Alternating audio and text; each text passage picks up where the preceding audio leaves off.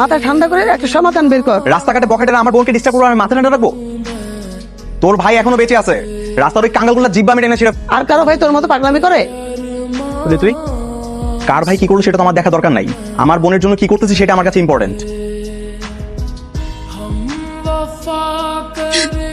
ইরা, কি হলো, কান্না করছো কেন? তুমি তোমার বোনকে যেভাবে সাহস দিলে না, আমার ভাইও সবসময় আমাকে এভাবে প্রোটেক্ট করতো।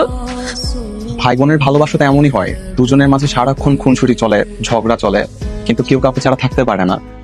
আমার ইমনের কথা খুব মনে পড়ছে, আমি ইমনকে মিস করছি। যদি সত্যি ওর জন্য খুব বেশি কষ্ট হয় তাহলে দেখবা ও খুব জলদি তোমার কাছে চলে আসবে। সত্যি তোমার কথা জানা সত্য।